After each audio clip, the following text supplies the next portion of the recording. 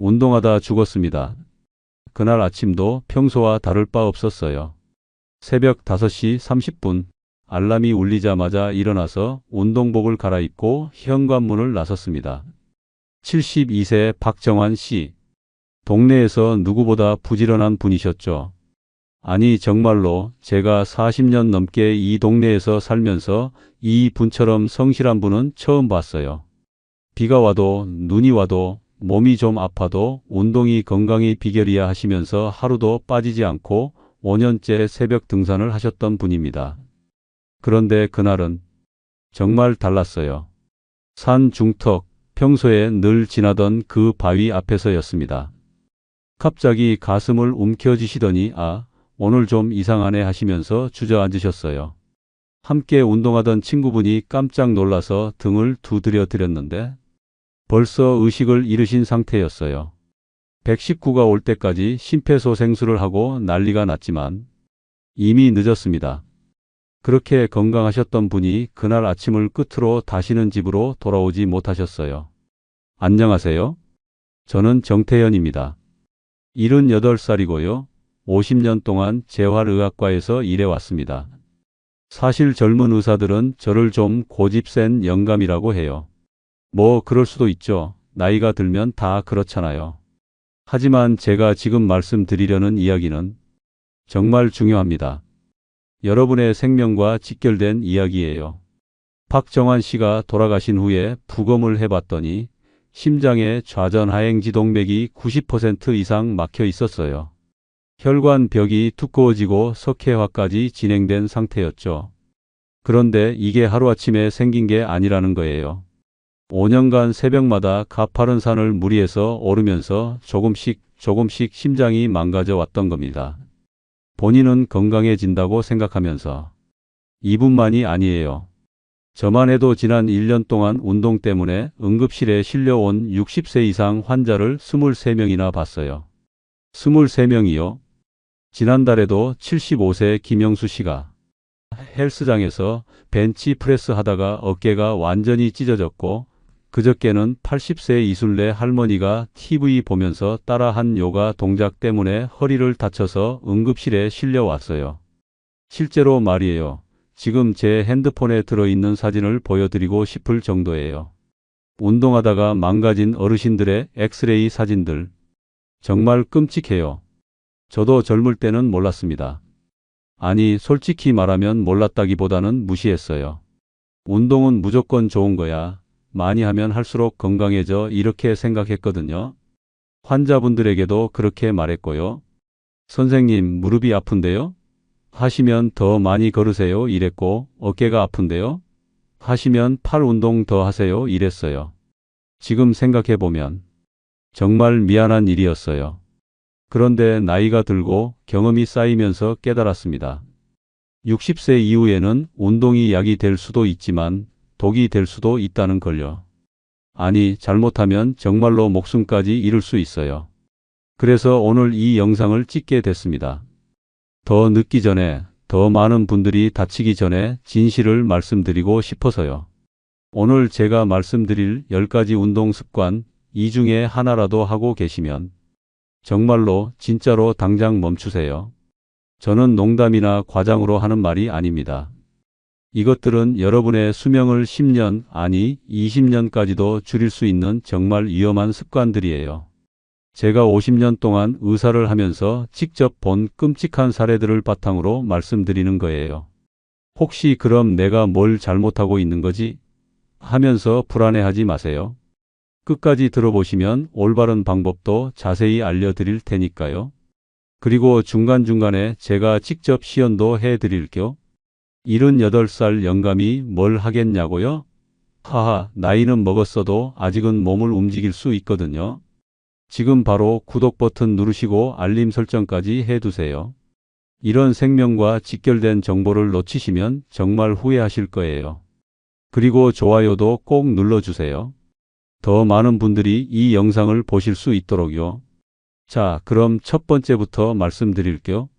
정말 충격적인 이야기들이니까 마음의 준비를 하시고 들어보세요. 첫 번째, 새벽 운동. 이거 정말 많이 하시죠? 아, 잠깐만요. 제가 젊을 때 이야기부터 해드릴게요. 저도 30대, 40대 때는 일찍 일어나는 새가 벌레를 잡는다면서 새벽 5시에 일어나서 한강을 뛰었어요. 그때는 정말 기분 좋았거든요. 새벽 공기도 맑고 사람도 없고. 그런데 60이 넘어서도 그 버릇을 버리지 못했어요. 65세까지도 새벽에 나가서 운동했는데 어느 날 갑자기 어지러워서 길에서 넘어진 적이 있어요. 다행히 지나가던 분이 도와주셔서 큰일은 없었지만 그때 깨달았죠. 아, 내 몸이 예전 같지 않구나. 전주에 사시는 76세 김희선 할머니 이야기를 해드릴게요. 이분이 저한테 오셨을 때 정말 얼굴이 새파래져서 깜짝 놀랐어요. 선생님, 저 매일 새벽 5시에 일어나서 1시간씩 빠르게 걷기를 5년 넘게 했는데 요즘 너무 이상해요. 다리도 아프고 심장도 두근거리고 검사를 해보니 정말 안타까웠어요. 심장이 완전히 지쳐 있었어요. 심전도에서 부정맥이 나타나고 혈압도 180에서 100으로 조절이 전혀 안 되고 있었어요. 무릎 MRI를 찍어보니 연골도 다 닳아 있었고요. 할머니, 운동은 좋은데 시간을 바꿔야겠어요. 했더니 새벽에 안 하면 언제 해요? 낮에는 더우니까 못 하잖아요. 하시더라고요. 그래서 자세히 설명해 드렸어요. 우리 몸은 밤새 잠을 자면서 체온이 2도에서 3도까지 떨어져요. 그리고 특히 나이가 들수록 혈액순환이 더 느려지고 관절 주변의 윤활액도 훨씬 줄어들어요. 혈압은 새벽에 가장 높고 혈당은 가장 불안정해요. 이런 상태에서 갑자기 빠르게 걷거나 뛰면 마치 겨울에 시동도 안 걸린 자동차 엔진을 갑자기 풀 가속하는 것과 같아요. 엔진이 망가질 수밖에 없죠. 실제로 통계를 보면 60세 이상에서 운동 중 심장마비가 일어나는 시간이 새벽 5시에서 7시 사이가 가장 많아요. 왜 그럴까요? 몸이 준비가 안 된 상태에서 무리를 하기 때문이에요. 그럼 새벽 운동을 아예 하지 말라는 건가요? 아니에요. 방법만 바꾸면 돼요. 먼저 일어나자마자 바로 밖으로 나가지 마세요. 침대에서 일어날 때도 갑자기 벌떡 일어나지 말고 30초 정도 앉아 있다가 천천히 일어나세요. 기립성 저혈압 때문에 어지러울 수 있거든요. 그 다음에 따뜻한 물 한 잔 마시세요. 탈수 상태였던 몸에 수분을 보충해 주는 거예요. 그리고 5분에서 10분 정도 집에서 간단한 스트레칭부터 하세요. 목을 좌우로 천천히 돌리고 어깨를 앞뒤로 돌리고 팔을 위아래로 천천히 움직이고 허리를 좌우로 살짝 비틀어 주세요. 그 다음에 제자리에서 발목 돌리기, 무릎 살짝 굽혔다 펴기 이런 걸 해주세요. 이렇게 5분만 해도 몸이 이제 움직일 준비가 됐구나 하고 신호를 보내요. 혈액순환이 좋아지고 관절에 윤활액이 분비되기 시작해요. 그리고 가장 중요한 건 운동 시간을 오전 9시에서 11시 사이로 바꿔보세요. 왜 이 시간이 좋냐면 체온이 정상으로 올라오고 혈압도 안정되고 호르몬 분비도 균형을 찾는 시간이거든요. 그럼 너무 늦은 거 아니에요? 하실 수도 있는데 전혀 늦은 게 아니에요. 오히려 이 시간이 운동 효과가 가장 좋은 시간이에요. 김희선 할머니도 처음에는 평생 새벽에 운동했는데 갑자기 바꾸기가 하셨어요. 그런데 제가 할머니 3일만 해보세요. 3일만 했더니 정말 해보시더라고요. 그리고 3일 후에 전화가 왔어요. 선생님, 정말 신기해요. 몸이 이렇게 편할 줄 몰랐어요. 3개월 후에 다시 검사해 보니 혈압도 정상으로 돌아오고 심전도도 많이 좋아졌어요. 지금은 매일 오전 10시 30분에 동네 공원에서 20분씩 천천히 걸으시면서 건강하게 지내고 계세요. 얼굴도 훨씬 좋아지셨고요. 여러분도 혹시 새벽 운동하고 계시면 오늘부터라도 바꿔보세요. 처음에는 좀 어색할 수도 있지만 몸이 적응하면 훨씬 편하실 거예요. 그리고 한 가지 더, 새벽 운동하시던 분들이 자주 하는 실수가 있어요. 운동복을 너무 얇게 입고 나가는 거예요. 새벽에는 기온이 낮으니까 충분히 따뜻하게 입고 나가세요. 몸이 차가우면 근육이 굳어서 부상 위험이 높아져요. 자, 이제 두 번째로 넘어가 볼게요. 이것도 정말 많은 분들이 하시는 운동인데. 두 번째, 쪼그려 앉기 운동이에요.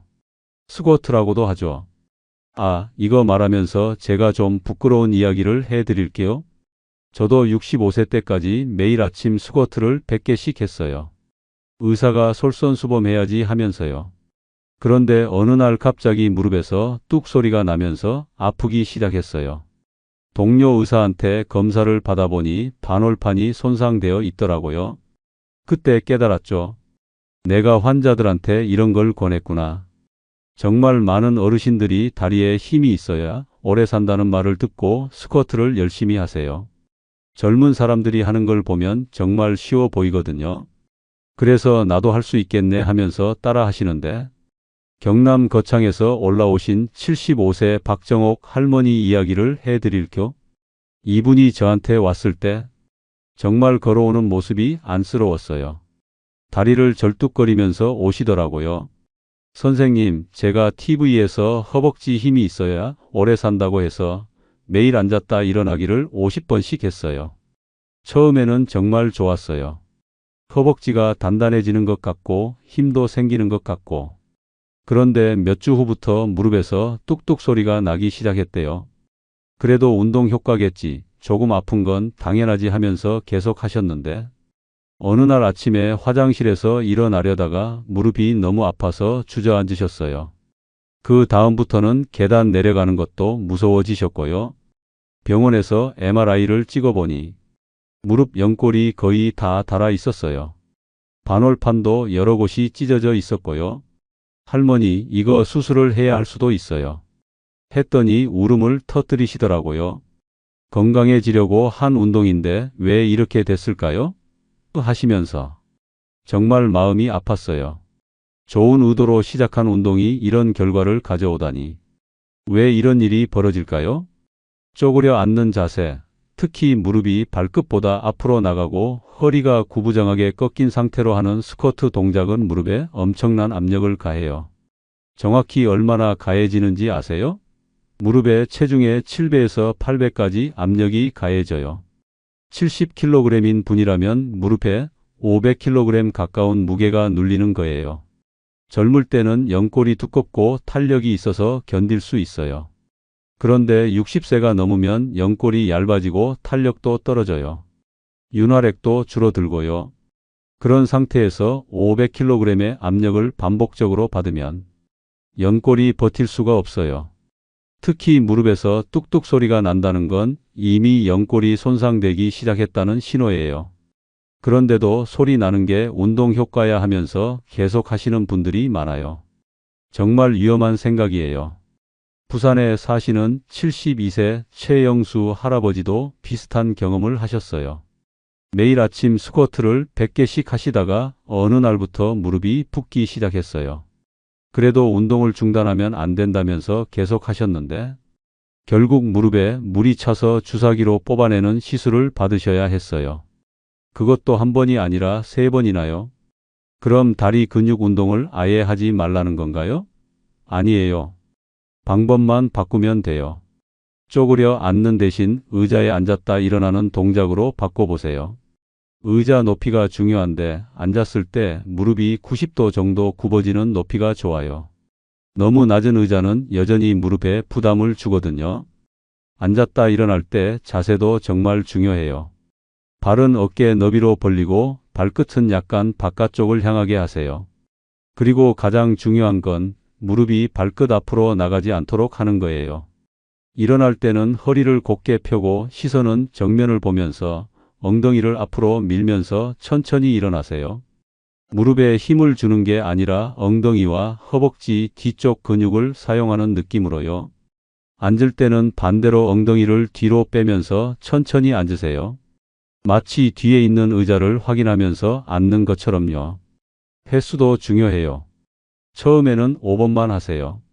5번을 천천히 정확한 자세로 하는 게 50번을 잘못된 자세로 하는 것보다 훨씬 효과적이에요. 그리고 무릎이 시큰하거나 소리가 난다면 당장 멈추세요. 운동을 계속해야 하니까 참고 해야지 이런 생각은 정말 위험해요. 무릎 관절은 한번 망가지면 되돌리기 어려워요. 박정옥 할머니도 의자 운동으로 바꾸신 후 2주 만에 통증이 많이 줄어들기 시작했어요. 지금은 하루에 10회씩 천천히 하시면서 다리 근력을 안전하게 유지하고 계세요. 자, 잠깐 여기서 실제로 보여드릴게요.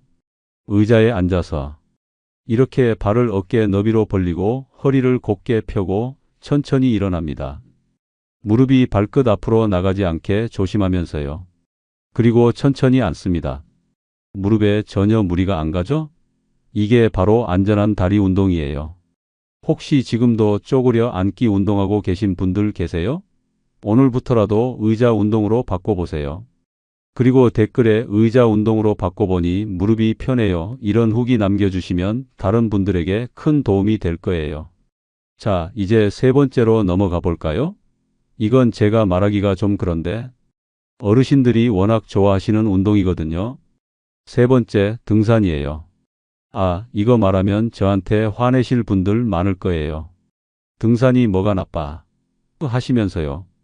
저도 등산을 좋아해요. 정말로요. 젊을 때는 주말마다 산에 갔거든요. 그런데 나이가 들어서 하는 등산은 정말 조심해야 해요. 대전에 사시는 74세 조용남 할아버지 이야기부터 해드릴게요. 이분은 정말 산을 사랑하셨어요. 매주 토요일마다 친구들과 계룡산에 가셨거든요. 5년째 꾸준히 다니셨어요. 산에 오르면 속이 뻥 뚫리고 공기도 맑고 스트레스도 다 풀린다면서 정말 행복해 하셨어요. 저도 그 마음 충분히 이해해요. 그런데 어느 토요일 평소처럼 친구들과 산에 올라가는데 이상하게 숨이 더 차고 다리도 무겁더래요. 오늘 좀 힘드네 하면서도 계속 올라가셨어요.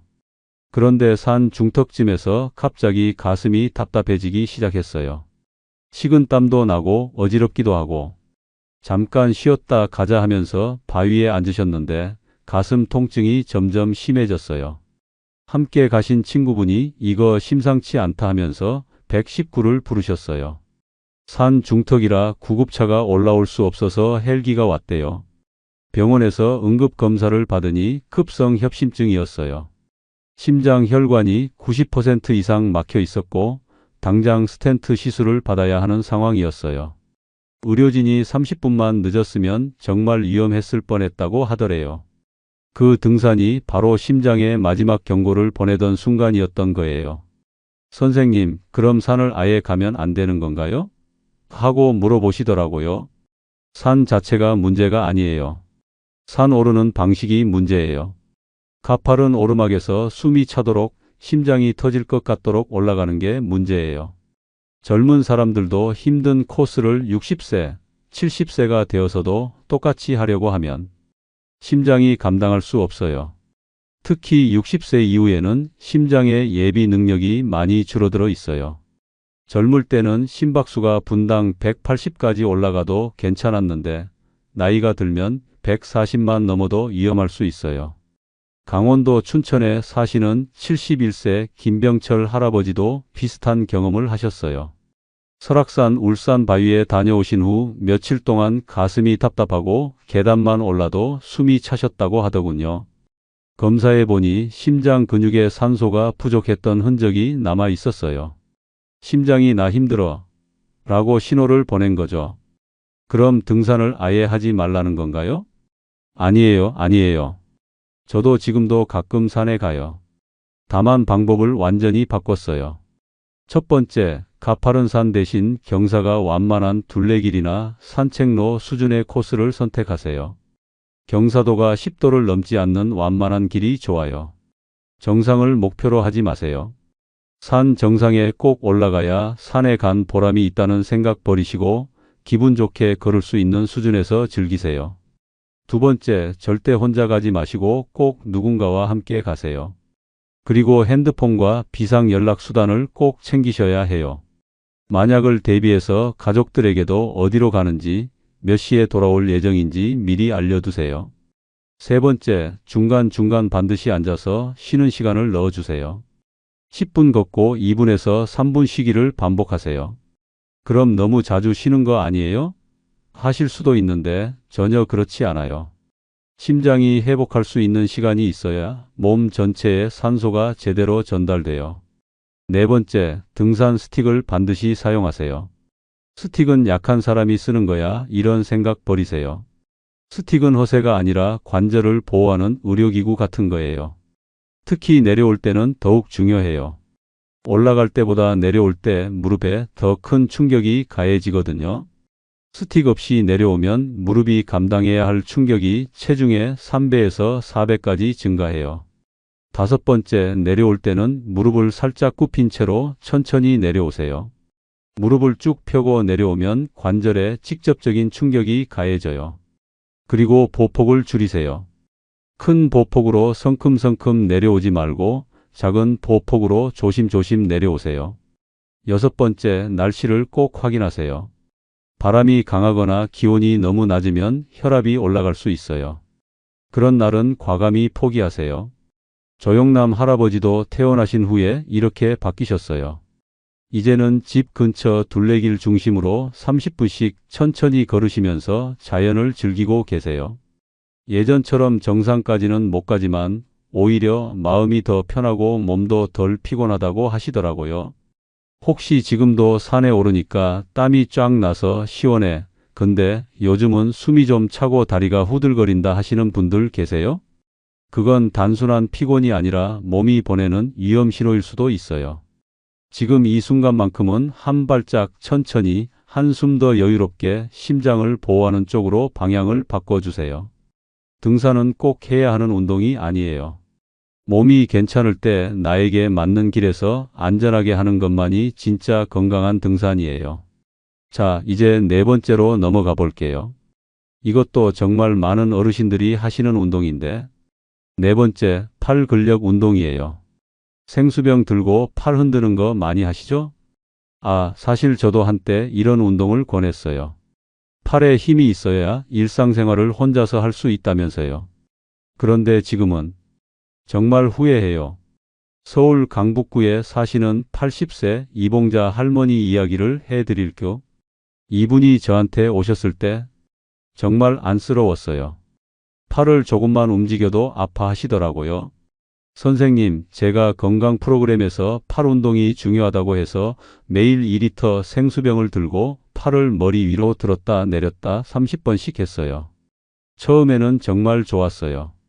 팔 근육이 단단해지는 것 같고 이러면 나이 들어서도 혼자 살 수 있겠구나 하는 자신감도 생겼고요. 그런데 어느 날부터 이상했대요.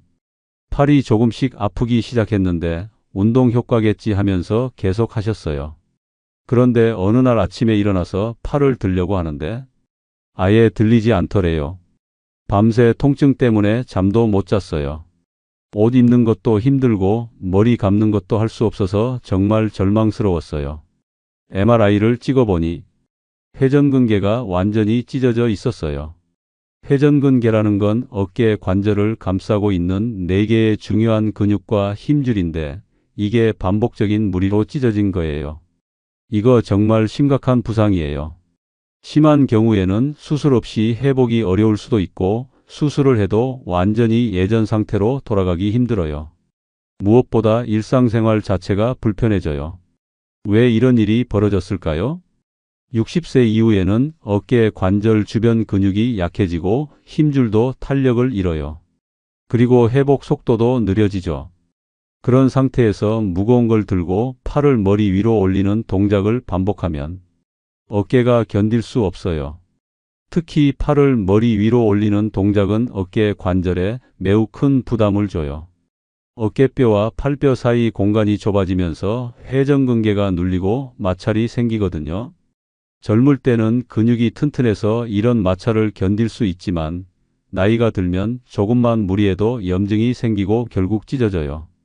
광주에 사시는 76세 정명희 할머니도 비슷한 경험을 하셨어요. 아령 대신 쌀포대를 들고 팔 운동을 하시다가 어깨가 빠질 것 같은 통증을 겪으셨어요. 검사해 보니 회전근개 일부가 파열되어 있었고 6개월간 물리치료를 받으셔야 했어요. 그럼 팔 운동을 아예 하지 말라는 건가요? 아니에요.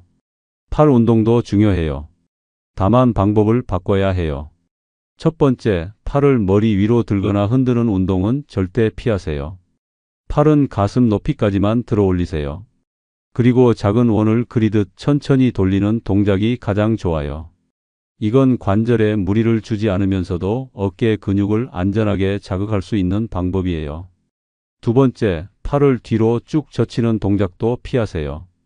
뒤로 밀거나 꺾는 동작은 60세 이후 어깨 관절에는 큰 부담이 돼요. 앞뒤로 움직이기보다는 좌우로 부드럽게 움직이는 게 안전해요. 세 번째, 무게를 사용할 때는 500ml 물병 정도가 적당해요. 1리터나 2리터는 너무 무거워요. 그게 무슨 운동이 돼? 하실 수도 있는데 500ml도 충분히 효과적이에요.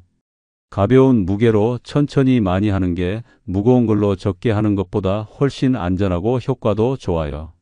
네 번째, 운동은 반복 횟수보다 움직이는 방식이 중요해요. 10번을 빠르게 하는 것보다 3번을 천천히 올바른 자세로 하는 게 훨씬 나아요. 속도보다 방향, 개수보다 느낌, 이게 어르신 운동의 핵심이에요. 다섯 번째, 운동 중에 어깨에 통증이나 불편감이 느껴지면 즉시 멈추세요. 조금 아픈 건 참아야지 이런 생각이 가장 위험해요. 자, 여기서 제가 직접 보여드릴게요. 안전한 팔 운동이 어떤 건지요. 500ml 물병을 들고 팔을 가슴 높이까지만 올려서 작은 원을 그리듯 천천히 돌려봅니다. 앞으로 5번, 뒤로 5번. 보세요. 어깨에 전혀 무리가 안 가죠? 이게 바로 안전한 팔 운동이에요. 이봉자 할머니도 수술 후 재활을 거쳐서 이런 방법으로 운동을 바꾸셨어요. 지금은 500ml 물병으로 가슴 높이에서 팔 돌리기를 5분씩 하시면서 건강을 유지하고 계세요. 예전보다 운동량은 줄었지만 오히려 어깨가 더 편하고 일상생활도 훨씬 수월하다고 하시더라고요. 혹시 여러분 중에도 생수병 들고 팔 흔들며 운동하고 계신 분 계세요? 오늘부터는 방법을 바꿔보세요. 그리고 댓글에 팔 운동 바꿔보니 어깨가 편해졌어요. 이런 후기 남겨주시면 다른 분들에게 큰 도움이 될 거예요. 자, 이제 다섯 번째로 넘어가 볼게요. 이건 정말 많은 분들이 오해하고 계시는 운동이에요.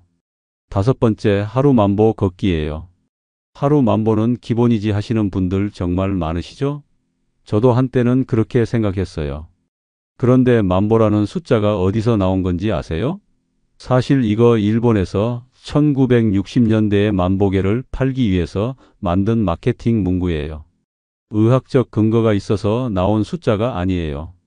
고양시에 사시는 78세 문정길 할아버지 이야기를 해드릴게요. 이분이 딸이 사준 스마트워치를 차고 매일 만보를 채우려고 노력하셨어요. 오늘 8,000보밖에 못 걸었네. 2,000보 더 걸어야지 하면서 밤 9시, 10시에도 아파트 계단에서 걸음수를 채우셨어요. 처음에는 정말 뿌듯했대요. 오늘도 만보 달성 하면서 가족들에게 자랑도 하시고 가족들도 아버지 정말 건강하게 사시네요 하면서 칭찬해 주셨고요. 그런데 몇 달 후부터 이상한 증상들이 나타나기 시작했어요. 아침에 일어나면 발뒤꿈치가 너무 아파서 첫 발을 딛기가 무서웠대요. 그리고 허리에 찌릿찌릿한 통증이 오기 시작했어요. 그래도 운동은 해야지 하면서 계속 걸으셨는데 어느 날은 걷다가 발목이 꺾여서 넘어지실 뻔했어요. 병원에서 검사해 보니 족저근막염과 요추 압박 증상이 동시에 진행되고 있었어요. 족저근막염이라는 건 발바닥에 있는 근막이라는 조직에 염증이 생기는 거예요. 오랜 시간 걷거나 서 있으면 발바닥에 반복적인 충격이 가해져서 생기는 병이에요. 요추 압박 증상은 허리뼈 사이에 디스크가 눌려서 생기는 거고요. 할아버지 하루에 몇 시간씩 걸으세요? 물어봤더니 만보 채우려면 2시간에서 3시간은 걸어야 해요 하시더라고요. 2시간에서 3시간씩 매일 걷는다고요? 그럼 마라톤 선수 훈련 수준이에요. 78세의 몸이 그걸 감당할 수 있을까요? 우리 몸은 지속적으로 같은 자극을 주면 결국 약한 부위부터 망가져요. 특히 60세 이후에는 근육이 줄고 지지력이 약해지기 때문에 단순한 보행도 반복되면 큰 부담이 돼요.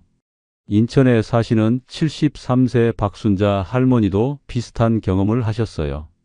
만보 걷기를 1년 넘게 하시다가 발목이 붓고 종아리가 당기는 증상이 생기셨어요.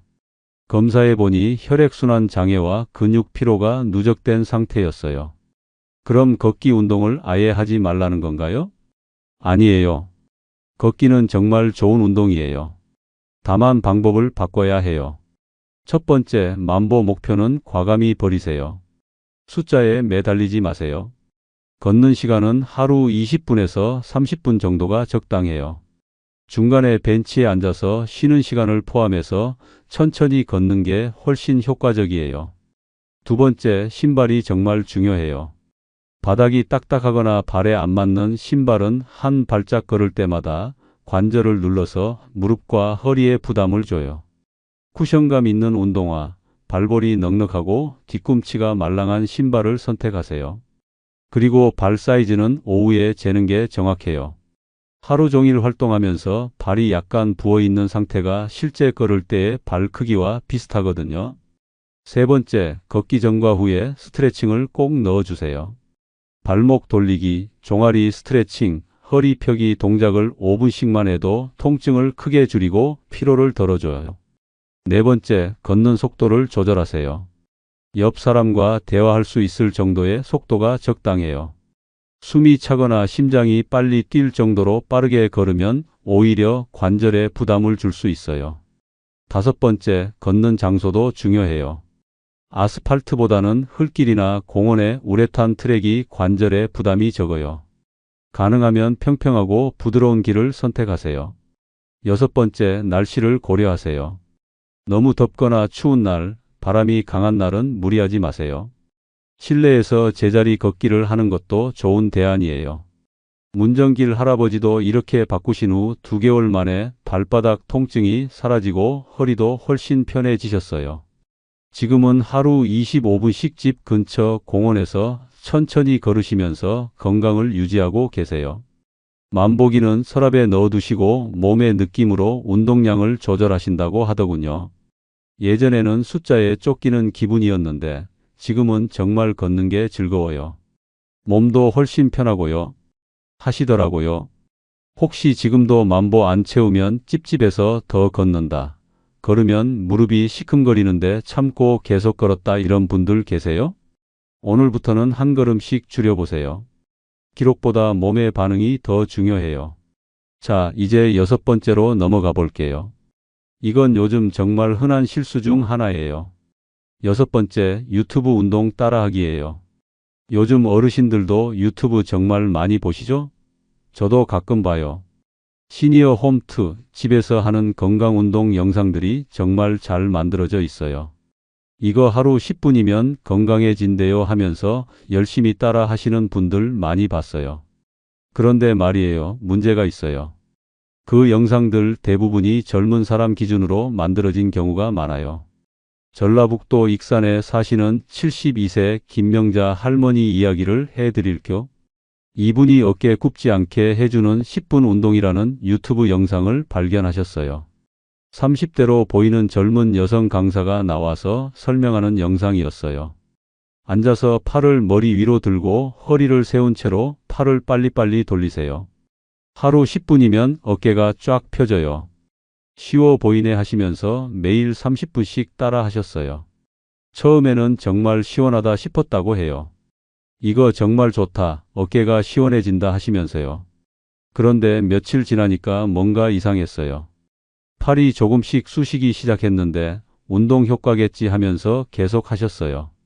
그런데 2주 후에는 어깨가 완전히 굳어버렸어요.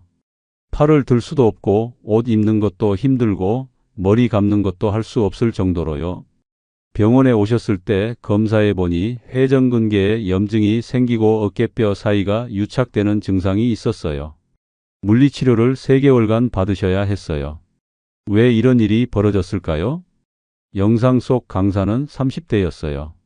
30대 관절과 72세 관절은 완전히 다른 상태인데 같은 동작을 같은 속도로 하려고 하니까 무리가 온 거죠. 젊은 사람들이 만든 영상은 속도가 빠르고 동작 범위가 커요. 그리고 쉬워 보인다는 착각을 일으켜요. 실제로는 어르신 몸에 너무 무리인데도요. 부산에 사시는 69세 최동식 할아버지도 비슷한 경험을 하셨어요. 10분 전신 운동이라는 영상을 따라 하시다가 허리를 다치셨어요. 영상에서는 누구나 쉽게 할 수 있는 운동이라고 했는데 실제로는 69세 몸에 너무 힘든 동작들이었던 거예요. 그럼 유튜브 운동을 아예 하지 말라는 건가요? 아니에요. 좋은 영상들도 많아요. 다만 선별해서 봐야 해요. 첫 번째, 영상 제목에 꼭 시니어 전용이나 60세 이상이 들어간 영상만 골라보세요. 무릎에 무리 없는, 천천히 하는, 관절염 있어도 할 수 있는 이런 키워드가 있는 영상이 안전해요. 두 번째, 강사가 어르신이거나 최소한 50대 이상인 영상을 선택하세요. 같은 연령대의 강사가 시연하는 영상이 훨씬 현실적이고 안전해요. 세 번째, 따라하기 전에 꼭 한번 전체를 처음부터 끝까지 보세요. 어떤 동작이 나오는지, 내가 따라할 수 있는 속도인지 먼저 확인하는 게 중요해요. 무릎을 꿇고 하는 동작이나 바닥에 엎드리는 동작이 있다면 피하세요. 네 번째, 영상 속도의 절반으로 천천히 따라 해보세요. 영상에서 10초에 하는 동작을 20초에 걸쳐서 해보세요. 속도를 줄이면 관절에 부담이 줄고 정확한 자세를 유지하기도 쉬워져요.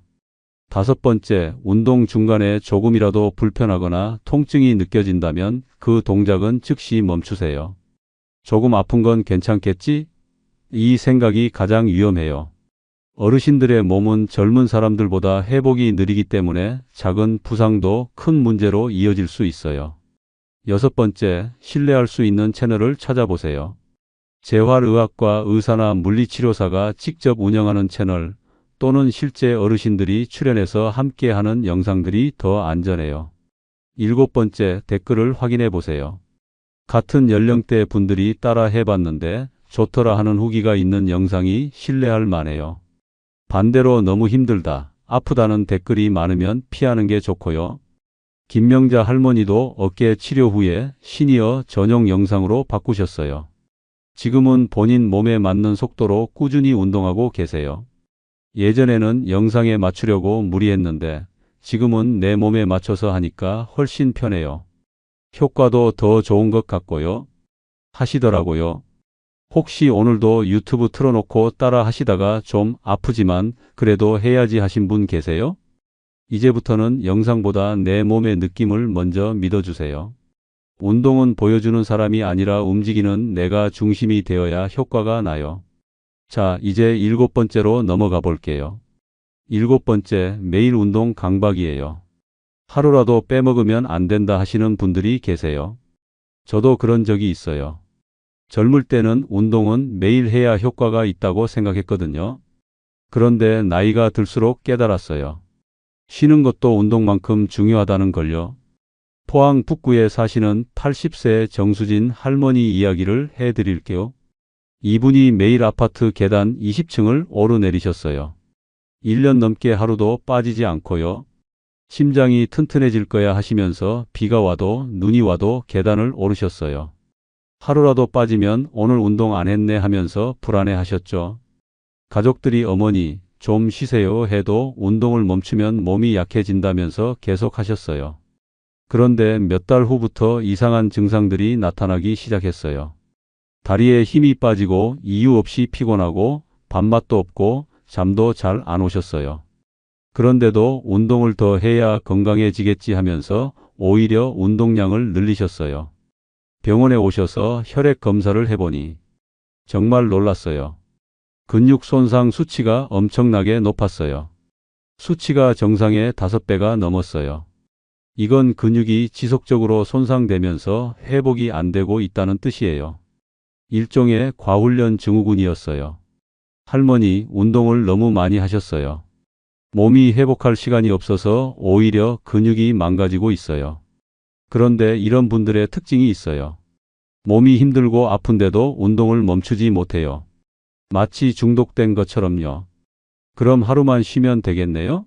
하시는데 하루 쉬고 그 다음 날에는 오히려 더 무리하세요. 어제 쉬었으니까 오늘은 더 해야지 하면서요.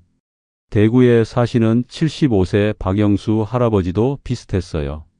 매일 2시간씩 걷기를 6개월간 하시다가 무릎이 붓고 허리가 아픈데도 운동을 멈추면 더 아플 것 같아서 계속 하셨어요. 결국 무릎에 물이 차서 주사기로 뽑아내는 시술을 받으셔야 했어요. 왜 이런 일이 벌어질까요? 운동을 하면 엔돌핀이라는 호르몬이 나와서 기분이 좋아져요. 그런데 이게 중독처럼 되면 운동을 안 하는 날에는 불안하고 우울해지는 금단 증상 같은 게 생길 수 있어요. 특히 어르신들은 나이가 들수록 더 움직여야 한다는 강박이 있어서 쉬는 걸 게으름이나 포기로 생각하시는 경우가 많아요. 하지만 우리 몸은 움직일 때만 좋아지는 게 아니에요. 쉴 때 회복되고 그 회복이 있어야 더 건강해져요. 문제는 몸이 회복할 시간을 주지 않으면 근육은 계속 손상된 채로 남고 염증은 쌓이고 면역력은 떨어진다는 거예요. 결국 병원에 가서 강제로 쉬게 되는 상황이 오기 전까지는 이 루틴을 끊어내기 어려워요. 그럼 어떻게 바꿔야 할까요? 첫 번째, 운동은 매일 안 해도 돼요.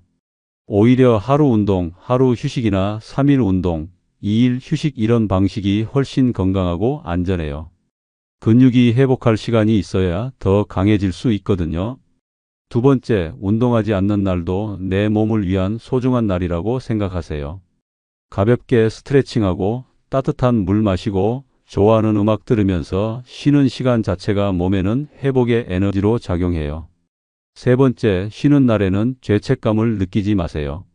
오늘은 내가 쉬는 날이구나. 잘 쉬고 나면 더 잘 움직일 수 있겠구나. 이런 말을 스스로에게 꼭 해주세요. 네 번째, 몸의 신호를 운동 계획보다 우선하세요. 피곤하거나 아픈 부위가 있으면 과감히 쉬세요. 하루 이틀 쉰다고 몸이 망가지지 않아요. 오히려 무리해서 다치면 몇 달을 쉬어야 할 수도 있어요. 다섯 번째, 운동 강박에서 벗어나는 새로운 루틴을 만들어 보세요. 월, 수, 금은 운동하고 화, 목, 토, 일은 산책이나 스트레칭만 하는 식으로 계획을 세우시면 부담이 줄어들어요. 정수진 할머니도 이렇게 바꾸신 후 2개월 만에 피로감이 사라지고 다리 힘도 돌아오셨어요. 지금은 하루 걸러 하루씩 10층만 오르내리시면서 오히려 전보다 더 건강하다고 하세요. 예전에는 운동에 쫓기는 기분이었는데 지금은 정말 몸이 원할 때 움직이니까 훨씬 즐거워요. 하시더라고요. 혹시 지금 운동 하루 안 하면 마음이 불편해서 잠이 안 와요? 이런 분들 계세요? 그건 운동이 아니라 불안감이 몸을 끌고 가고 있는 상태일 수 있어요. 운동은 내 몸을 살리는 도구지 절대 나를 몰아세우는 숙제가 되어서는 안 돼요. 자, 이제 8번째로 넘어가 볼게요. 8번째, 아프면서도 참고 하는 운동이에요. 아파도 참아야 강해진다. 이런 생각 정말 위험해요. 저도 젊을 때는 그렇게 생각했어요. 고통 없이는 얻는 것도 없다면서요. 그런데 60세 이후에는 완전히 다른 원칙이 적용돼야 해요. 통증은 몸이 보내는 경고 신호거든요. 부산에 사시는 73세 최영수 할아버지 이야기를 해드릴게요. 이분이 무릎이 아픈데도 운동을 멈추면 더 약해진다면서 매일 5km씩 걷기 운동을 계속하셨어요. 조금 아픈 건 당연하지 나이가 들면 여기저기 아픈 거 아니야? 하면서 6개월을 참고 하셨어요. 가족들이 아버지 병원에 가보세요 해도 이 정도로 병원에 가면 의사가 웃겠다면서 안 가셨어요. 그런데 어느 날 갑자기 무릎이 퉁퉁 부어서 걸을 수가 없을 정도가 됐어요. 병원에서 MRI를 찍어보니 무릎 연골이 거의 다 닳아 없어졌고 관절 안에 염증성 삼출액이 가득 차 있었어요. 주사기로 뽑아낸 물이 100cc가 넘었어요. 그리고 그것도 한 번이 아니라 3번이나 뽑아야 했고요. 선생님, 그냥 좀 아픈 것뿐이라고 생각했는데 하시더라고요. 이런 경우가 정말 많아요. 통증을 무시하고 계속 운동해서 작은 문제가 큰 문제로 번지는 경우야. 제주도에 사시는 71세 김순희 할머니도 그랬어요. 어깨가 아픈데도 어깨 운동을 더 해야 낫겠지 하면서 계속 팔 운동을 하셨어요. 결국 회전근개가 완전히 찢어져서 수술을 받으셔야 했어요. 왜 이런 일이 벌어질까요? 젊을 때의 통증과 나이 들어서의 통증은 의미가 달라요. 젊을 때는 근육 피로로 인한 일시적 통증이 대부분이지만 60세 이후의 통증은 조직 손상의 신호인 경우가 많아요. 특히 관절 통증, 근육 통증이 3일 이상 지속되면 반드시 쉬셔야 해요. 계속 자극을 주면 염증이 만성화돼서 치료가 어려워져요. 그럼 아프면 운동을 아예 중단해야 하나요? 그런 건 아니에요. 방법을 바꾸면 돼요. 첫 번째, 아픈 부위는 절대 운동하지 마세요. 무릎이 아프면 상체 운동을, 어깨가 아프면 하체 운동을 하세요. 전신이 다 아플 정도로 심한 상태라면 완전히 쉬는 게 맞아요. 두 번째, 통증이 3일 이상 지속되면 병원에 가보세요. 이 정도로 병원에 가나 하지 마세요. 조기에 발견하면 간단한 치료로 해결될 것이 늦어지면 수술까지 가야 할 수도 있어요. 세 번째, 통증이 있을 때는 온찜질을 해보세요. 따뜻한 수건이나 온열 패드를 15분 정도 대고 있으면 혈액순환이 좋아져서 통증이 완화될 수 있어요. 단, 급성 염증이 있을 때는 냉찜질이 더 좋아요. 네 번째, 진통제를 먹고 운동하는 건 절대 금물이에요. 통증을 못 느끼니까 더 무리하게 되고 결국 더 큰 손상으로 이어질 수 있어요. 다섯 번째, 운동 강도를 절반으로 줄여보세요. 통증이 있다는 건 몸이 지금 상태로는 힘들다고 신호를 보내는 거예요. 그럴 때는 강도를 낮춰서 몸이 회복할 수 있도록 도와주세요. 최영수 할아버지도 무릎 치료 후에 운동 방법을 완전히 바꾸셨어요. 지금은 무릎이 조금이라도 아프면 바로 쉬시고 아픈 날에는 상체 스트레칭만 하세요. 예전에는 참는 게 미덕인 줄 알았는데 지금은 내 몸의 소리를 듣는 게 더 중요하다는 걸 알겠어요. 하시더라고요. 여러분도 기억하세요. 통증은 적이 아니라 친구예요. 몸이 잠깐 여기 문제가 있어 하고 알려주는 소중한 신호거든요. 자, 이제 9번째로 넘어가 볼게요. 9번째, 운동 후 바로 사우나나 목욕탕 가는 거예요.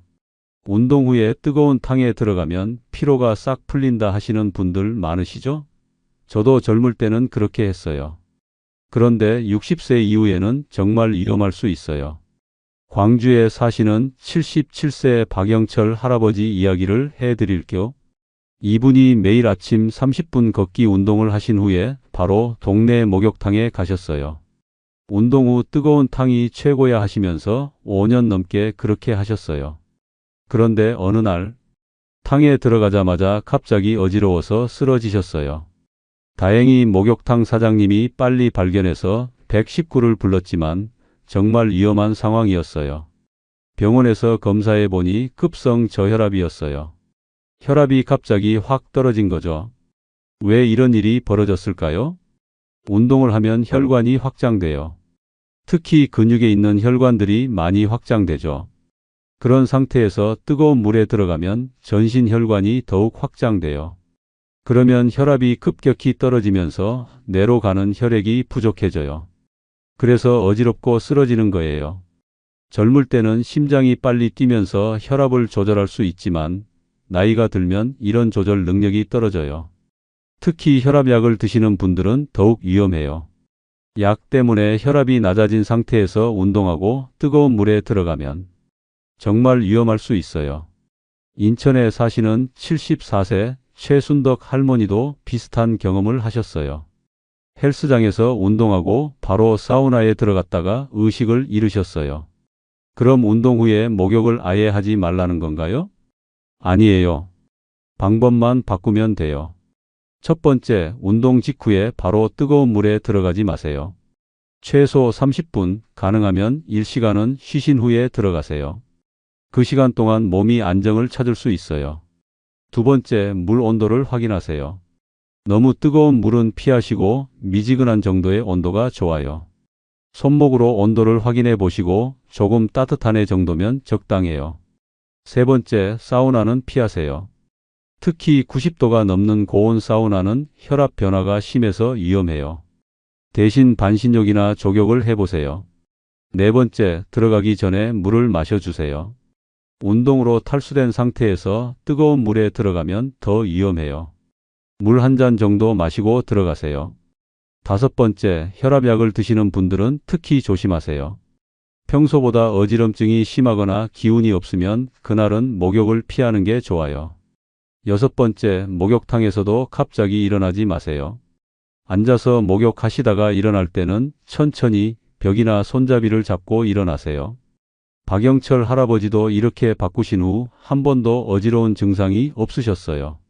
예전에는 운동하고 바로 탕에 들어가는 게 시원했는데 지금은 좀 쉬었다가 미지근한 물에 들어가니까 더 편해요. 하시더라고요. 목욕은 피로 회복에 도움이 되지만 방법을 잘못하면 위험할 수 있어요. 안전하게 즐기시길 바라요. 자, 이제 마지막 10번째로 넘어가 볼게요. 10번째, 빈속 운동이에요. 공복 운동이 다이어트에 좋다 해서 하시는 분들이 계세요. 젊은 사람들에게는 어느 정도 효과가 있을 수도 있지만 60세 이후에는 정말 위험해요. 인천에 사시는 75세 김순덕 할머니 이야기를 해드릴게요. 이분이 공복에 운동하면 살이 빠진다는 말을 듣고 아침에 아무것도 안 드시고 1시간씩 걷기 운동을 하셨어요. 밥 먹고 운동하면 소화도 안 되고 배도 아픈 것 같아서 하시면서 몇 달간 계속 하셨어요. 그런데 어느 날 아침 걷기 운동을 하시다가 갑자기 어지러워서 길에서 쓰러지셨어요. 지나가던 분이 깜짝 놀라서 119를 부르셨고 병원에서 검사해 보니 심한 저혈당이었어요. 혈당이 떨어져 있었어요. 정상이 70 이상인데 30이면 의식을 잃을 수 있는 수준이에요. 할머니, 아침에 뭐 드셨어요? 물어봤더니 공복 운동이 좋다고 해서 아무것도 안 먹었어요 하시더라고요. 60세 이후에는 혈당 조절 능력이 많이 떨어져요. 젊을 때는 간에서 저장된 당분을 꺼내서 혈당을 유지할 수 있지만 나이가 들면 이런 능력이 약해져요. 특히 당뇨가 있거나 혈당약을 드시는 분들은 더욱 위험해요. 전남 순천에 사시는 72세 이동엽 할아버지도 비슷한 경험을 하셨어요. 당뇨약을 드시면서 새벽에 빈속으로 등산을 하시다가 의식을 잃으셨어요.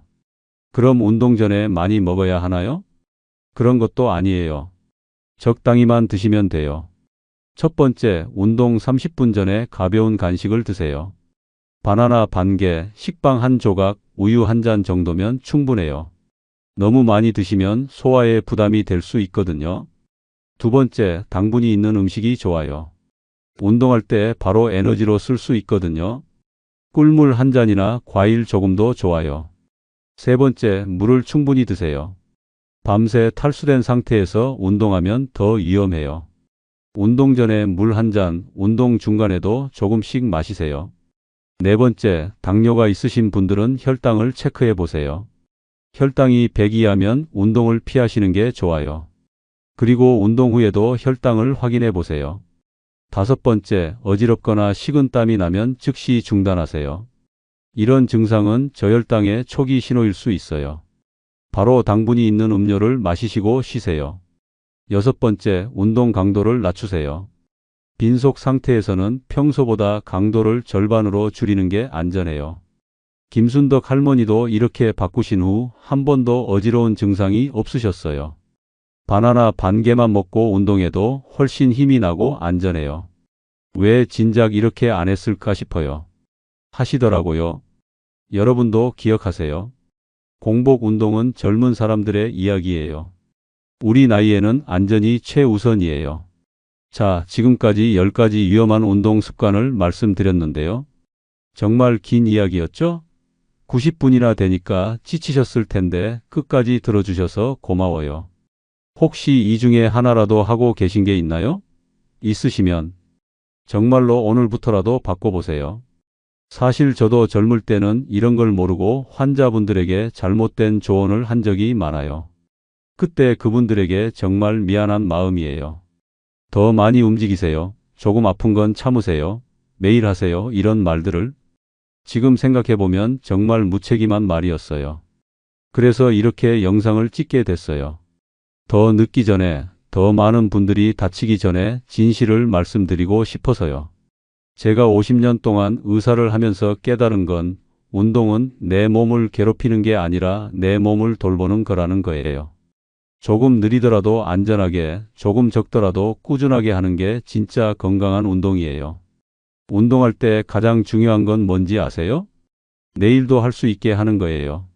오늘 무리해서 내일 못하게 되면 무슨 소용이 있겠어요? 오늘 말씀드린 것 중에서 딱 하나만, 가장 마음에 와닿는 것 하나만 바꿔보세요.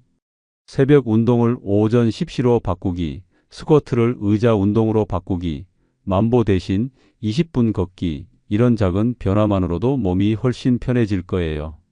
그리고 그때 비로소 운동이 나를 살리는 길이 된다는 걸 직접 체험하시게 될 거예요.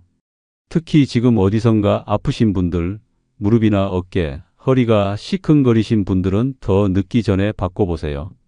통증은 몸이 보내는 마지막 경고일 수 있으니까요. 그리고 한 가지 더 중요한 말씀을 드리고 싶어요. 여러분, 나이 드는 게 창피한 일이 아니에요. 오히려 자랑스러운 일이에요. 지금까지 얼마나 열심히 살아오셨는데요. 젊은 사람들처럼 못한다고 부끄러워하지 마세요. 70세에는 70세에 맞는 운동이 있고 80세에는 80세에 맞는 운동이 있어요. 비교하지 마시고 경쟁하지 마시고 내 몸이 오늘 어떤 기분인지만 살펴보세요. 그게 진짜 건강한 운동의 시작이에요. 아, 그리고 가족분들께도 부탁드려요. 어르신들이 무리한 운동을 하고 계시면 말려주세요. 아버지, 어머니 그렇게 하시면 다치세요. 이런 말이 잔소리가 아니라 사랑이라는 걸 어르신들도 이해해 주세요. 그리고 혹시 지금 몸이 아프신 분들 계세요? 나는 이미 늦었어, 이미 망가졌어 하지 마세요. 지금부터라도 올바른 방법으로 하시면 몸은 분명히 좋아져요. 제가 진료하면서 봐온 분들 중에 70세, 80세에도 운동 방법만 바꿔서 완전히 새 사람이 된 분들이 정말 많아요. 포기하지 마세요. 우리 몸은 나이가 들어도 회복할 수 있는 능력이 있어요. 자, 이제 정말 마무리를 해야겠네요. 오늘 이 긴 영상을 끝까지 들어주신 여러분, 정말 고마워요. 90분이라는 긴 시간 동안 저와 함께 해주셔서요. 지금 바로 구독 버튼과 좋아요 버튼 눌러주세요. 그리고 알림 설정까지 해두세요.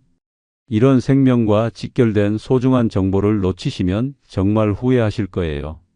그리고 꼭 가족분들, 친구분들과 공유해 주세요. 이 영상 하나가 누군가의 생명을 구할 수도 있어요. 댓글도 꼭 남겨주세요. 나도 새벽 운동 대신 오전 10시에 해볼게요. 스쿼트 대신 의자 운동으로 바꿔보겠습니다. 만보 강박 버리고 20분만 걸어볼게요. 유튜브 영상 신중하게 골라보겠어요. 아파도 참지 말고 쉬어보겠습니다. 이런 다짐들이 다른 분들에게 큰 용기와 도움이 될 거예요. 구독해 두시면 이런 소중한 정보들을 빠짐없이 받아보실 수 있어요. 제가 의사로 살아온 50년 그리고 78세까지 살아온 인생 경험을 모두 나누어 드리겠어요. 여러분 꼭 기억하세요. 운동은 오래 하려고 하는 거지 빨리 하려고 하는 게 아니에요. 우리 조금 더 느리게, 조금 더 편하게, 하지만 꾸준히 함께 건강하게 가보겠습니다. 건강한 하루 보내시고 오늘 밤은 푹 쉬세요. 건강은 건강할 때 지켜야 하는 거예요. 아프고 나서 후회하지 마시고 지금부터 조금씩이라도 바꿔보세요. 여러분 모두 건강하세요. 이상으로 시니어 연구소였습니다. 고맙습니다.